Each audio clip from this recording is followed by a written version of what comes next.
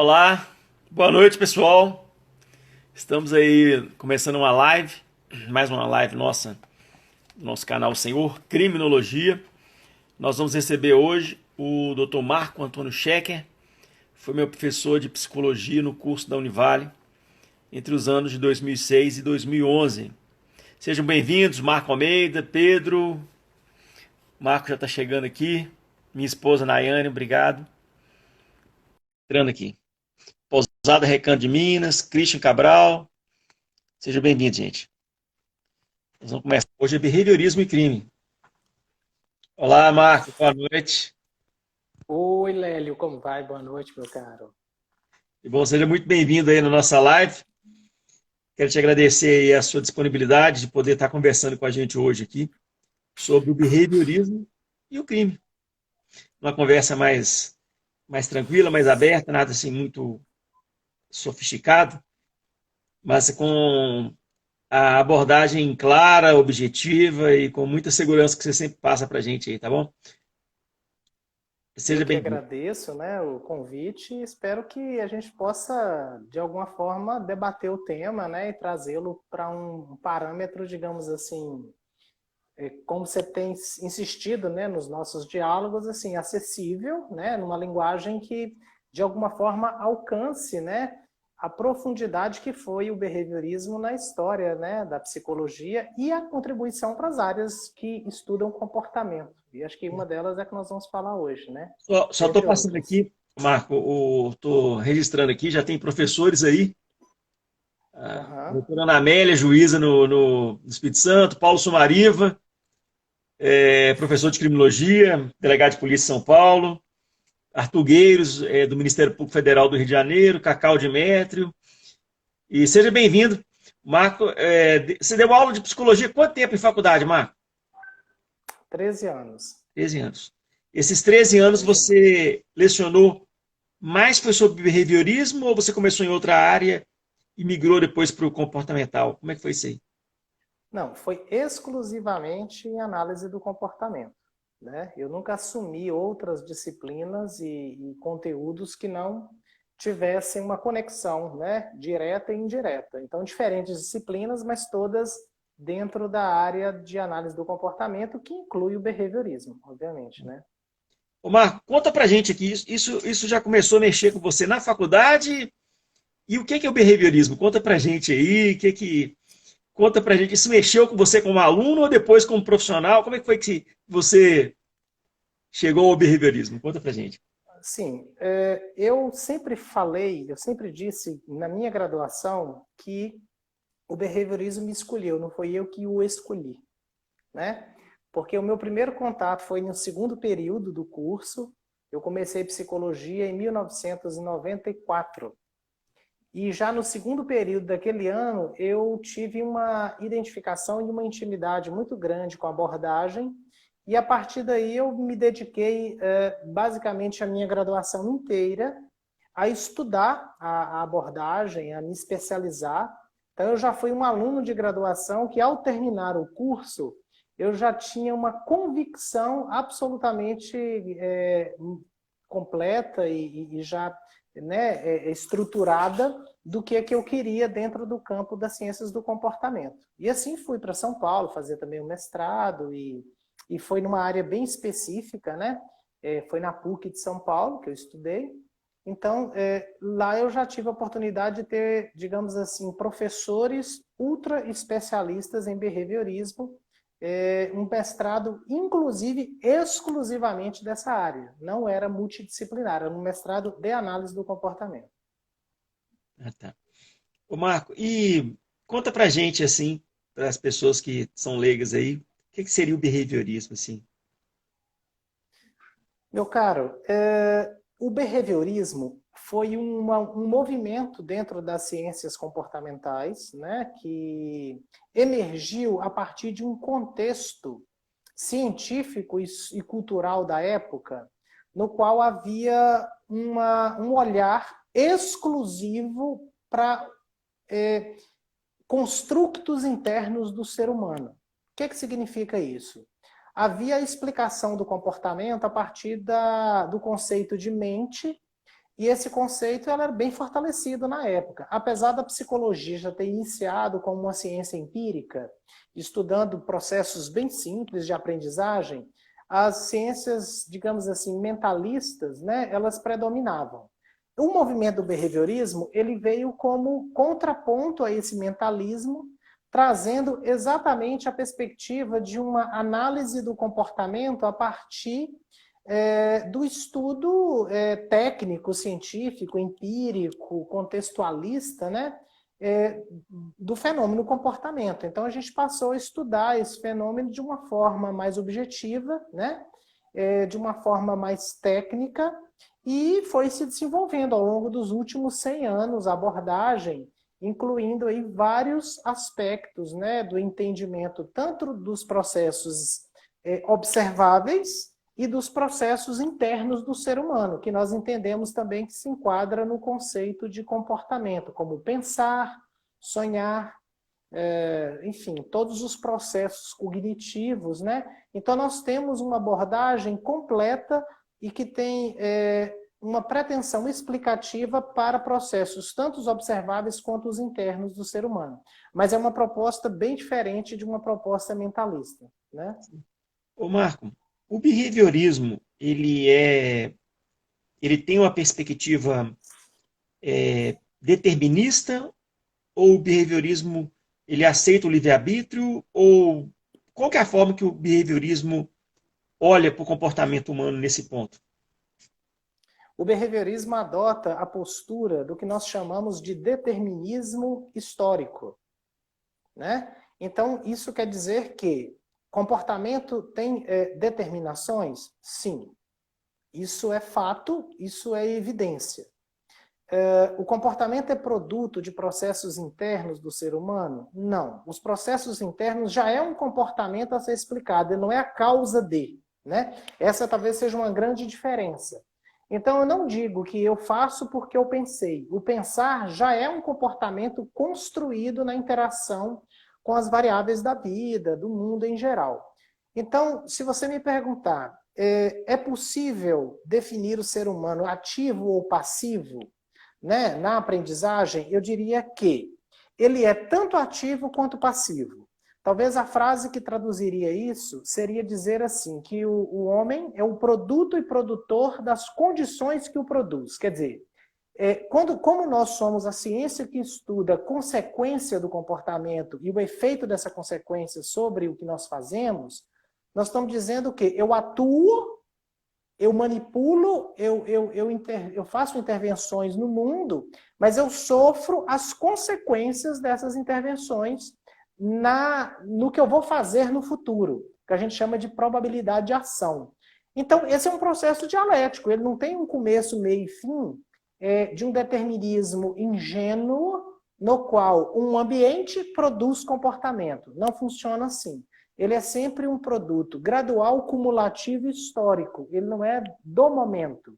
Um estímulo ele tem função histórica. Ele não é um produto que chega gratuitamente de uma única vez, entende? Por isso que é diferente para diferentes pessoas. O nosso conceito de ambiente ele não é estático. O ambiente controla comportamento. O behaviorismo jamais diria isso, né? Até porque o ambiente ele é o processo digamos assim, ele adquire funções a partir da minha história de interação. Ele não é algo pronto, a não ser para os chamados reflexos, né? Que já é os estímulos nos quais nascemos prontos e devemos responder a eles, senão algo de errado existe, né? Em outras palavras, os reflexos precisam existir, porque senão nós temos problemas até neurológicos envolvidos aí, caso eles não ocorram, né? Sim. Marco, eu queria que você falasse um pouco sobre o Skinner. Conta pra gente sobre Skinner é o fundador do behaviorismo, qual foi a importância que ele teve para a psicologia e também para a ciência do comportamento. O Skinner ele não é o fundador do behaviorismo, né? O Manifesto Behaviorista de 1913 ele é de autoria de Watson, né?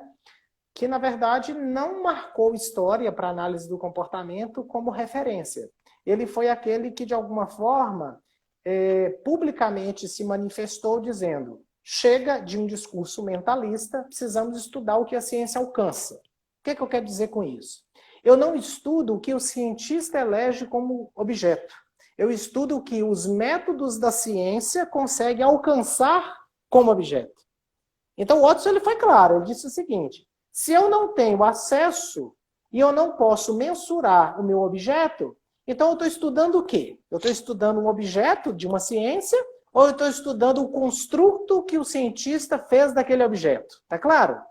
Parece meio confuso, mas assim, o cara acertou de alguma forma. Ele disse assim, só que ele, ao negar a existência da mente, ele afirmou a sua existência. Então ele foi paradoxal. Porque quando você fala não existe, você está confirmando que aquilo existe, né? Você está dizendo assim, que existe algo que você não valida. O Skinner, ele é pós-Watson. O que ele fez? Ele marcou profundamente a análise do comportamento. Ele é o pai da análise do comportamento.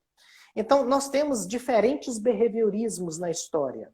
O Watson era chamado de behaviorismo metodológico, ou seja, o que o método alcança é meu objeto, ponto. O Skinner, ele já é o pai, né, o autor do chamado behaviorismo radical. No sentido assim, a palavra radical no sentido de todo fenômeno psicológico é comportamento.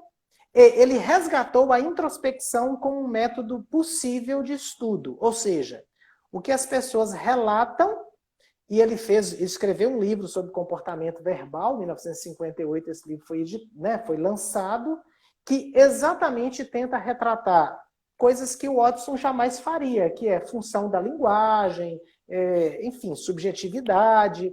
Ele entrou por caminhos bem diferentes. Então, o Skinner, ele é o pai do behaviorismo radical, e não do behaviorismo, até porque esse nome tem que vir definido melhor, entende? Sim. Ô, Marco, o Skinner, quando ele desenvolveu os livros dele, ele tratou só da questão psi para o paciente, ou ele quis fazer uma teoria mais abrangente, uma teoria para explicar o comportamento humano? Qual que foi a intenção dele? Rapaz, o Skinner escreveu de tudo um pouco.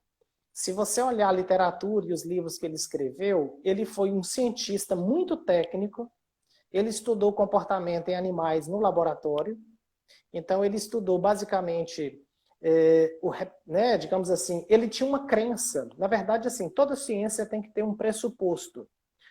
E o pressuposto que o Skinner carregava, e de repente isso se mostrou verdadeiro, é que existia uma lei natural que, de repente, ela é transversal, ela é horizontal. E, em outras palavras, ela tem validade para diferentes espécies. Então, ele buscou estudar comportamento em animais, em ratos, pombos e tal, e ele acreditava que ali descobria-se leis da aprendizagem que eram válidas para outras espécies. E isso se validou na aprendizagem humana. Né? A grande maioria, a lei do reforço, da punição, os esquemas de reforçamento, enfim, uma infinidade de processos comportamentais. Agora, o que o Skinner escreveu? O Skinner escreveu um pouco de tudo.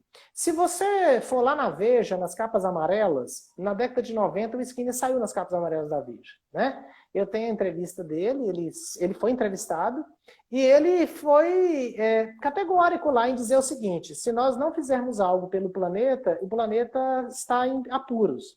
Ele falou da escassez da energética, ele discutiu questões extremamente humanísticas, ele escreveu livros, né, eu poderia ter até selecionado alguns aqui, sobre Viva Bem a Velhice. Quando ele era idoso, ele escreveu um livro chamado Viva Bem a Velhice, dando dicas de como as pessoas podem driblar as limitações da idade. Resumindo, o cara escreveu um pouco de tudo, acho que ele produziu 256 artigos científicos e uma quantidade enorme de livros com temas muito variados. A preocupação dele era que a ciência do comportamento poderia contribuir e responder questões humanísticas. Basicamente isso. Tá. Ô Marco, o Murray Sidman, que chama? Murray Sidman. Murray Sidman. Ele tem um livro famoso de 95 chamado Coerção. O Sidman, ele é da linha do Skinner? é da linha do behaviorismo que o Skinner seguia? Radical. Sim. Ele já era de... Como é que... Não, o behaviorismo radical criou uma tendência imensa no mundo. Nós tivemos muitos estudiosos que seguiram e que escreveram, que se investiram nessa perspectiva, e o Sidman, ele é bem coerente com essa perspectiva, sim. Né? Veio a falecer agora, né, em breve, né? O É? Sidman faleceu, se eu não me engano, o ano passado, Ah, se eu não me engano, né? Ele foi pioneiro aí, ele está contemporâneo nosso, né? O Skinner faleceu em 1990. Então, o Sidman, sim, né? E engraçado que o Sidman traz uma discussão, quando ele fala de coerção e suas implicações, né? Ele fala exatamente o quê? Olha que interessante. Estudamos a punição não para recomendá-la, mas para alertar sobre os efeitos, digamos assim, indesejáveis ou danosos que a punição produz.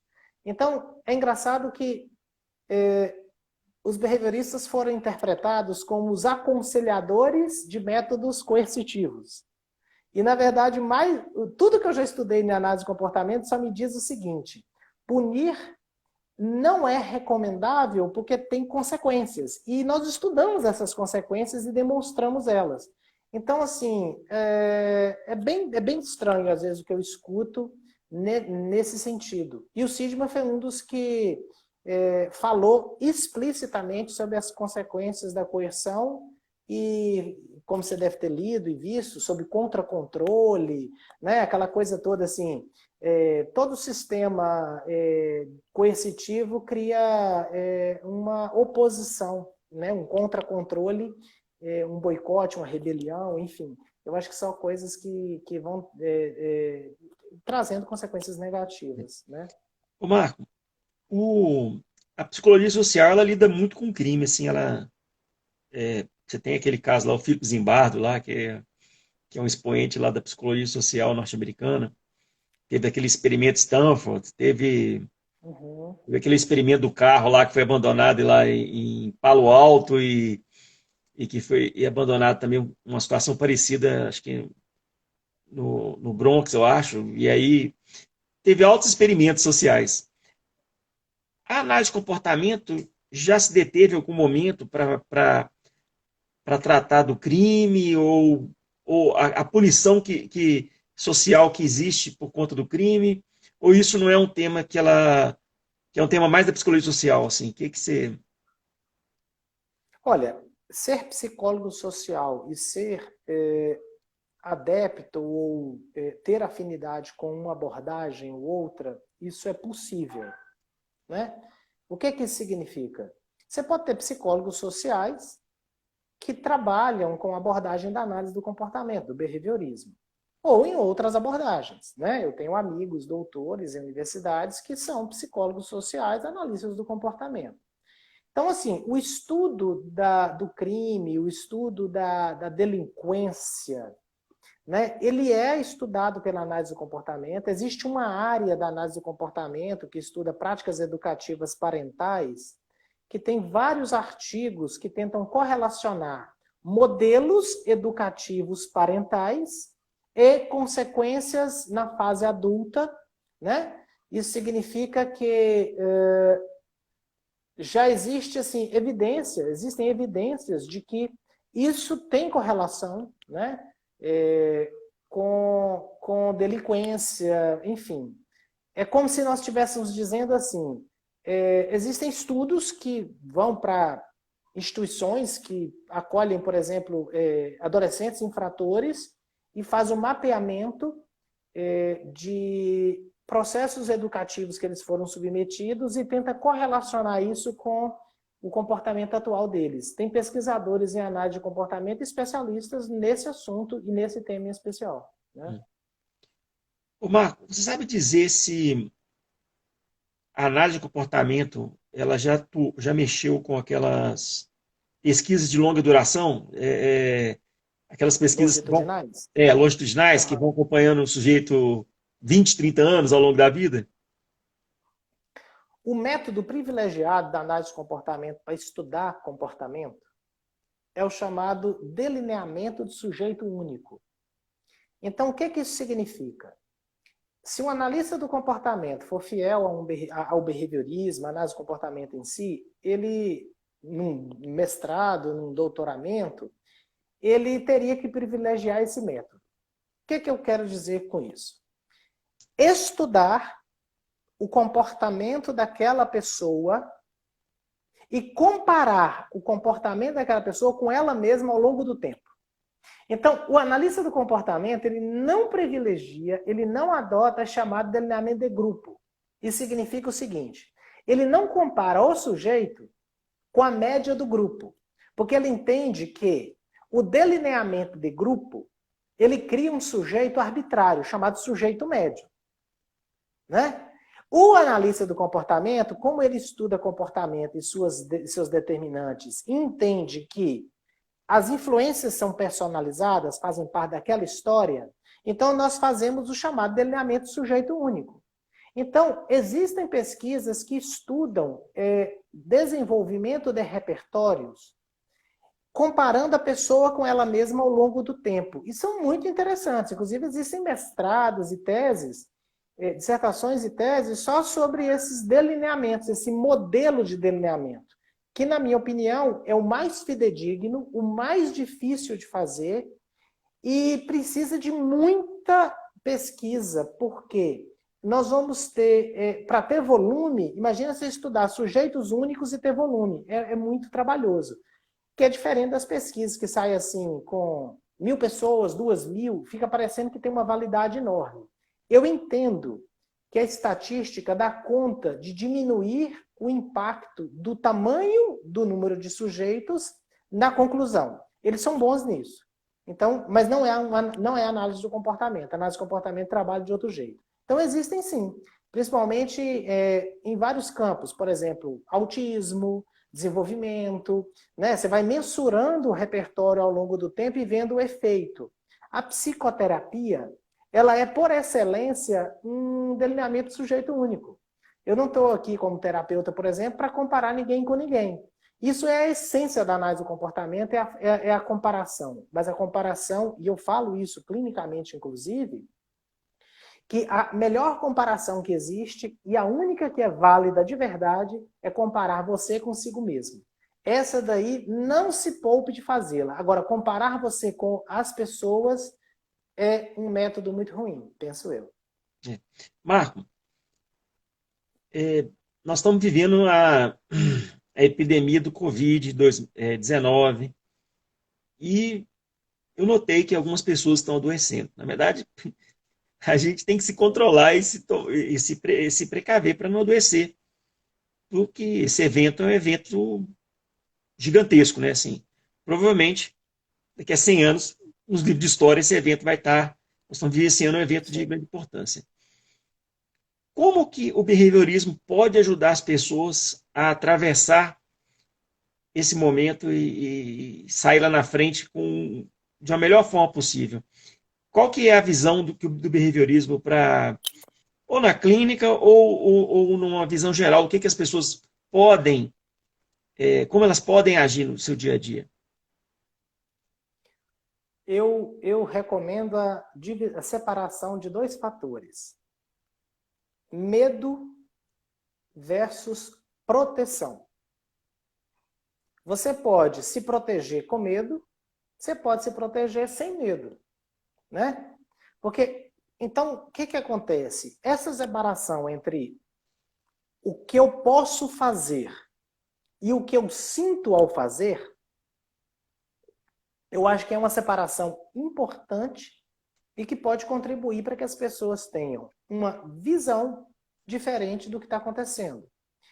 Na verdade, uma postura diferente de enfrentamento. Né? Eu acho que a palavra número 1 que, de alguma forma, contribui psicologicamente, palavra número 1 entre todas do dicionário, chama-se enfrentamento.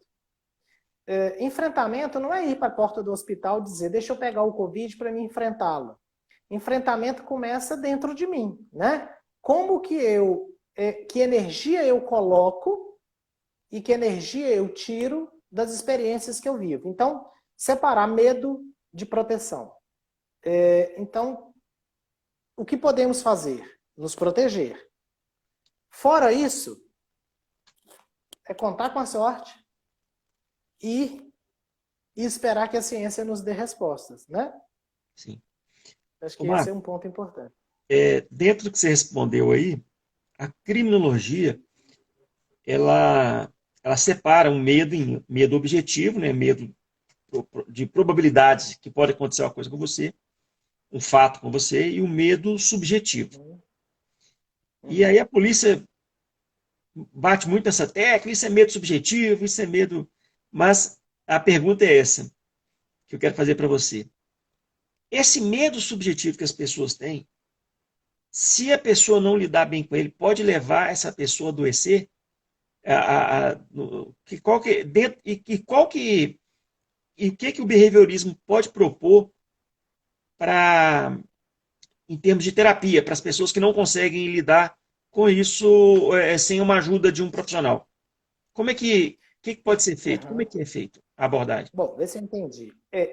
O medo subjetivo, eu chamaria de um medo desproporcional. Ele Exatamente. não tem uma proporcionalidade. Bom, ok. Ele não leva ao adoecimento. Ele já é uma evidência de uma desregulação. Então ele já é. Ele não leva, né? Porque aí nós vamos cair de novo do mentalismo. Olha, a emoção adoece. Não, a emoção já é a evidência da desregulação. Não é ela que vai me adoecer, ela já é, né? A ideia da gente cortar um pouco essa correlação entre eu e eu mesmo. Não, ela já é. Então, é uma resposta. Veja bem, medo na história da humanidade foi sempre um mecanismo de defesa construído historicamente. Então, se a gente for olhar para o lado da filogênese, o que nós já nascemos prontos, o medo já é uma característica que já vem na nossa genética. Por quê? Porque ter medo significa estar, de alguma forma, de prontidão para intervir. O problema é que nós não somos capazes de, naturalmente, relaxar o medo e intervir. Então fica parecendo que o ingrediente da intervenção é o medo. Então, ter medo fica parecendo uma resposta até, digamos assim, a pessoa não abre mão. É como se fosse, eu não posso abrir mão do medo, porque senão eu vou pegar Covid. Mais ou menos isso, né? Então, assim, eu penso, Lélio, que uma das questões de dicas é o seguinte: eu sempre recomendo que o antídoto para o medo é o enfrentamento com estratégia. Em segundo lugar, a pessoa ir se tornando uma pessoa mais empírica e menos subjetiva. Isso significa o seguinte: construir parâmetros psicológicos mais por evidência do que pelo que eu penso. Quando eu pego o que eu penso como absolutamente a tradução da realidade, a chance do adoecimento psicológico é maior. Marco, por que o behaviorismo, e no caso, na sua vertente, a análise do comportamento, é considerado uma das melhores abordagens que tem dentro da psicologia para tratamento psicoterápico? O que levou a esse resultado? Como que o behaviorismo chegou lá? Porque eu lembro que no primeiro ano do curso de psicologia da Univale, a gente estudou aquela matéria História da Psicologia, e o autor Uhum. falava assim, não existe a psicologia, existem as psicologias. E são muitas Sim. vertentes, mas o que fez o behaviorismo vencer, como se colocando como com resultados concretos, como uma das melhores opções dentro da psicologia? Olha, eu penso que nós temos muitas boas opções, né? O behaviorismo, ele trouxe uma perspectiva muito diferente, ele trouxe uma proposta diferente do que é intervir sobre comportamento. Então, ele não simplesmente foi uma teoria. Ele tinha uma preocupação tecnológica, ele tinha uma preocupação. O que eu acho interessante é porque, assim, por que o behaviorismo teve vanguarda em alguns momentos? Por exemplo, hoje nós estamos vivendo o mundo do EAD, com muita força. Se você for lá na década de 50, você vai achar o Skinner estudando uma coisa que chama-se máquinas de ensinar. Na época que não existia computador, ele inventou máquinas no qual você era submetido a perguntas, dava resposta, rodava roletas. Era uma coisa bem artesanal. Então, ele era um homem além do seu tempo, né? Ele já enxergava em 1940 a possibilidade de você ser autodidata. De você, por exemplo, avançar educacionalmente a partir do seu próprio desempenho. Olha que interessante. Inclusive, criou-se na análise do comportamento um método chamado PSI, que é instruções personalizadas. Né? O PSI era um método educacional que foi trago para o Brasil na década de 60, inclusive, que era exatamente esse delineamento sujeito único, que era assim, a minha educação é baseada no meu próprio desempenho. Então eu vou avançando, avançando, avançando, baseado na minha própria capacidade. Que é o que está tentando hoje. Eu acho que o futuro vai ser voltar na década de 40, no que o cara disse. Que é parar de fazer uma educação nivelada e nós buscarmos uma educação no qual eu, por me comparar a mim mesmo, impor o meu ritmo sem isso se tornar algo que prejudique ou que imponha a ninguém a minha realidade, entende? Então, assim, eu acho que nós temos muitas coisas bacanas ao longo da história. É uma abordagem realmente muito que carrega princípios fortes e que talvez vai de encontro a uma cultura ocidental, obviamente. Nós gostamos muito de ciência, nós gostamos muito de tudo que for científico, um analista do comportamento valoriza muito. Então, isso é uma tendência, né? Acho que o mundo foi indo para essa direção também, entendeu? Saindo um pouco do... O mentalismo é meio que digamos assim, o Skinner até antes de morrer dizia que o cognitivismo é o mentalismo da modernidade. Né? Na verdade, resgatou o mentalismo de 100 anos atrás numa teoria assim, sedutora, a teoria cognitiva, que é dizer que dentro do humano tem complexos e complexos e ele sofre por causa desses complexos. Eu acho isso um pouco arriscado. Eu prefiro imaginar que a gente tem que intervir sobre outras variáveis e o mundo interno vai se guiar por essas variáveis. É diferente, entendeu? Né? Temos que encarar uma realidade aí que não é só interna, né? Que é sobre o que oferecemos e como formamos as pessoas. Dentro você falou isso aí, eu queria que você comentasse pessoas da administração, se não só no Brasil, em outros países, talvez Estados Unidos, que o behaviorismo ele é muito mais forte nos Estados Unidos, né? Ou na Europa. Qual que é Não, bem... ele é o berço dele é nos Estados Unidos, né? Mas as influências iniciais foram da Europa. Mas o berço do behaviorismo é americano mesmo. Já teve lideranças assim, pessoas na política que tentaram aplicar o behaviorismo assim, de uma forma mais clara, mais objetiva, ou que não dá para saber, ou foram pessoas que atuaram baseadas em muitas influências e não daria para saber se foi só o behaviorismo. E já teve alguma experiência assim, de alguma comunidade, alguma cidade, de querer se pautar pelo behaviorismo? Como é que... Pela análise de comportamento, melhor dizer, né? O engraçado é que quando eu estudava na PUC de São Paulo, um dia ia ter um seminário lá e o coordenador do mestrado me convidou para ir receber uma pessoa. Vamos ali pegar um palestrante da noite. Lá fui eu. E era um mexicano. E esse cara, ele era de uma comunidade. Na época das comunidades alternativas, foi criada uma comunidade baseada no behaviorismo, né? Naquela ideia do Walden e tal. E esse cara era um cara que foi criado numa comunidade baseado nisso, onde não havia todo um projeto totalmente diferente. E ele deu uma palestra lá dizendo de como que foi a educação dele baseado nisso. Lógico que essa comunidade no México, ela acabou e tal, ela cresceu um tempo, né? Acho que isso fez parte da década de 70 no mundo inteiro e tal. Então, nessa onda aí, houve uma comunidade, sim, né, que foi construída a partir disso daí.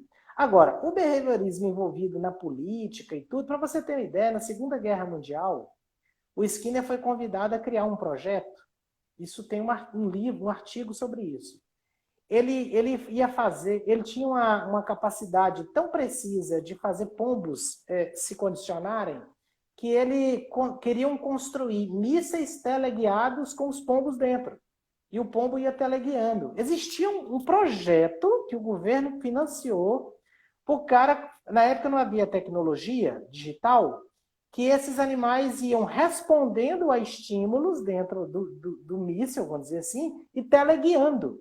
Existe isso na história do behaviorismo. Lógico que foi um fracasso, né? Isso não foi à frente, mas o governo chegou a apostar nessa ideia. Bom, do ponto de vista da influência do comportamento humano, quando eu estava fazendo psicologia, eu sempre pensei, e eu acho que isso eu tinha ouvido também de um professor, o Hélio Guilherme, que tem, né, sei lá, ele pioneiro no Brasil na década de 60, 70, e para mim ficou muito marcado isso, que era o seguinte, eu via um potencial tão grande nessa abordagem, e eu percebia que as pessoas não entendiam esse potencial. E isso me assustava. Eu falava, gente, isso tem um potencial imenso.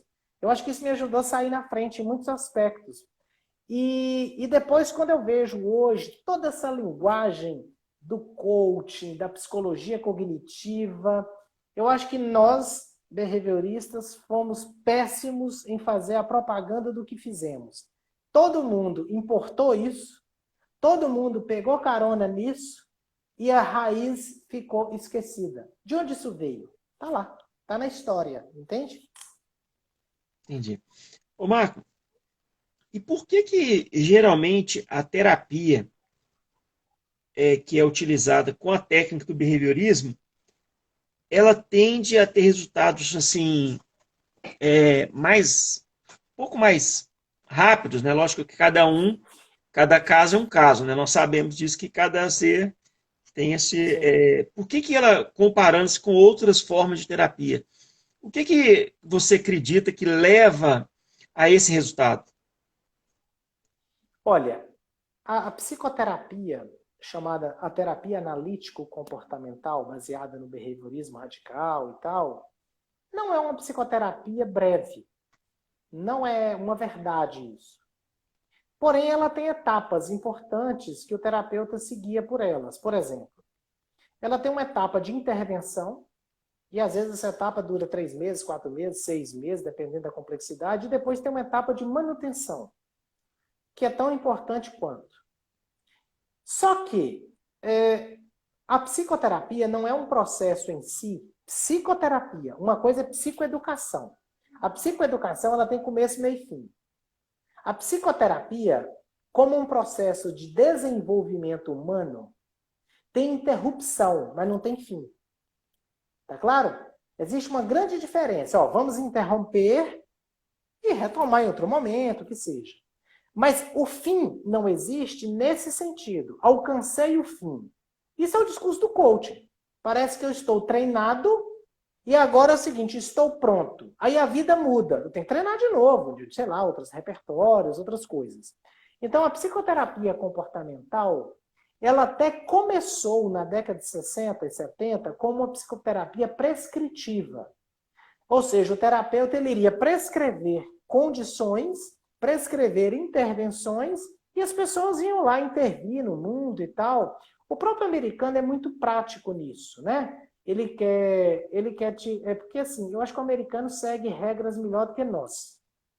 Nós somos, ainda mais o mineiro que gosta de conversar. Então, assim, o americano, você falar com ele assim, olha, a resolução do seu problema passa por essas step by step. O cara tem uma adesão melhor, ele vai seguir e tal. Aqui no Brasil, o cara é mais dialético, talvez vai falar assim, depende, né? Não sei se nem, eu não sei, às vezes eu penso que a pessoa não quer nem a solução. Às vezes eu chego à conclusão que nem a solução a interessa. Esses dias eu ouvi um rapaz que eu atendo me dizer uma coisa muito interessante.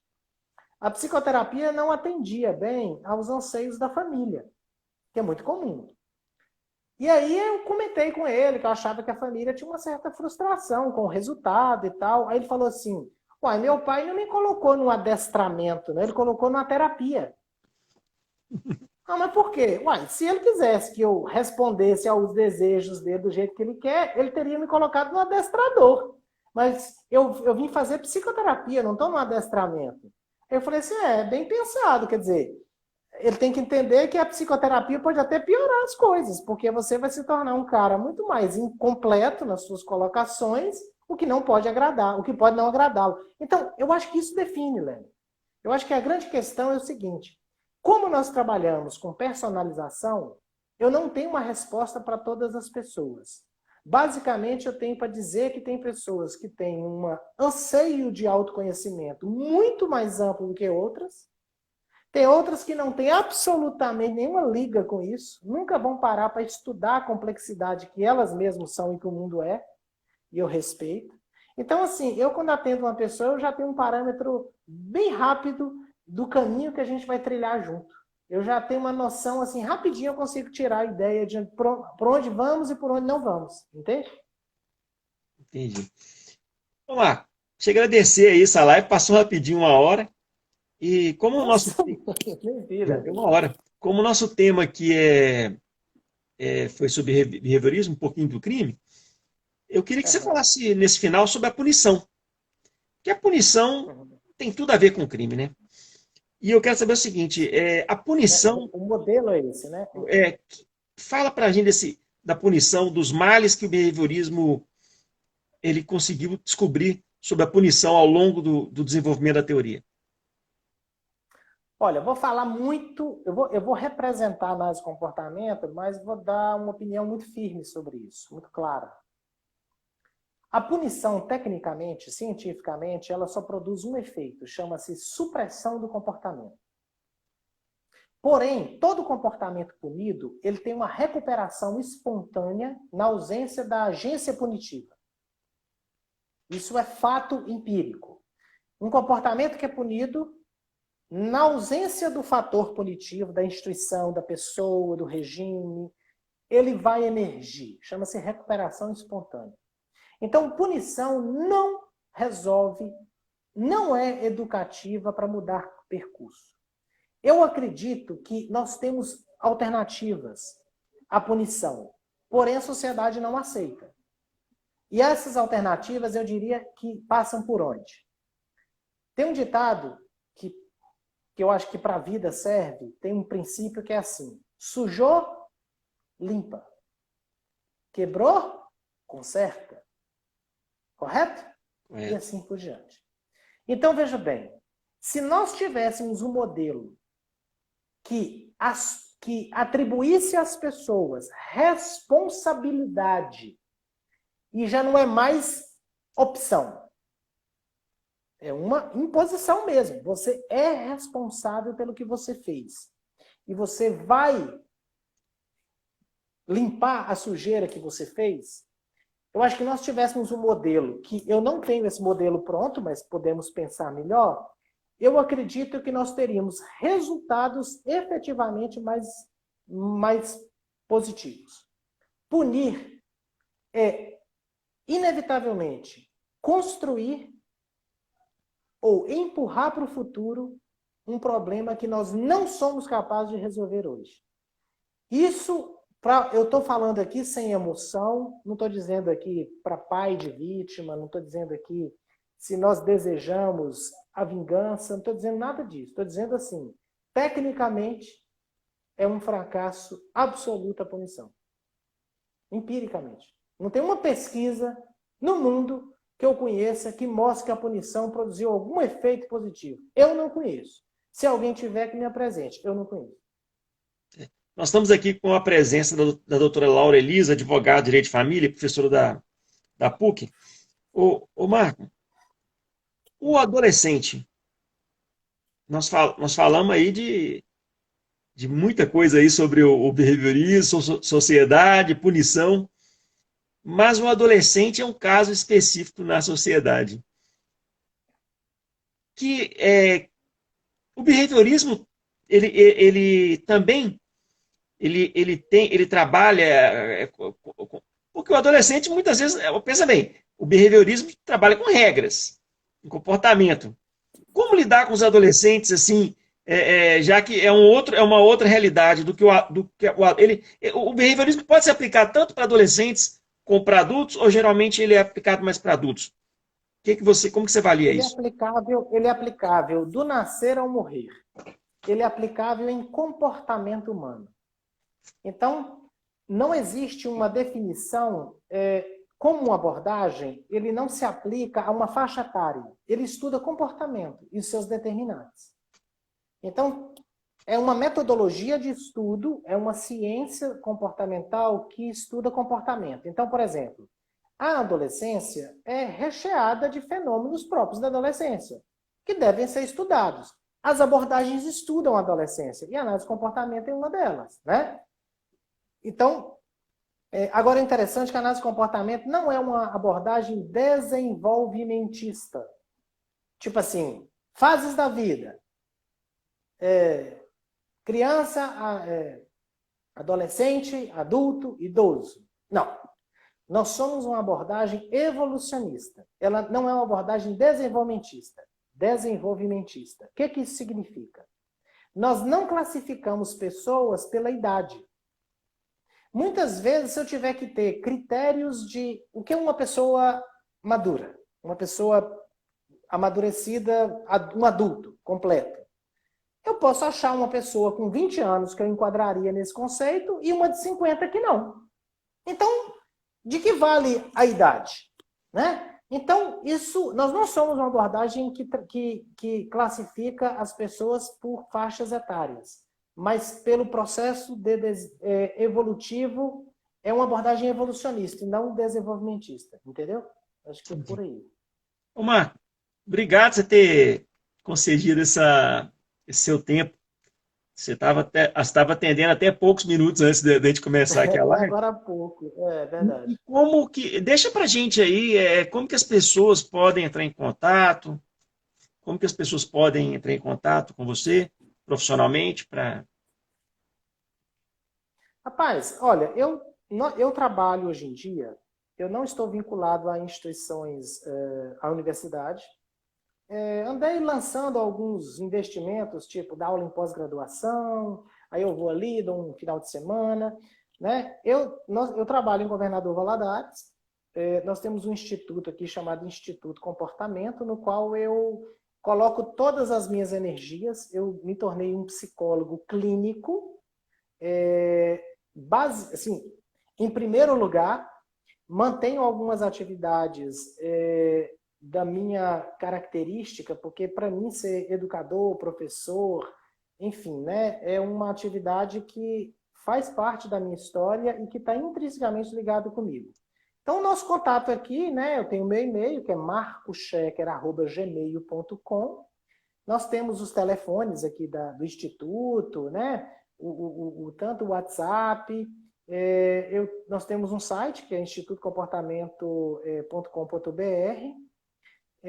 Enfim, né? E lá tem algumas poucas informações. Preciso melhorar muito a minha presença digital. Acho que isso é realmente um atraso tecnológico que eu assumo que eu preciso realmente trabalhar nele, colocar ideias, fazer vídeos, né?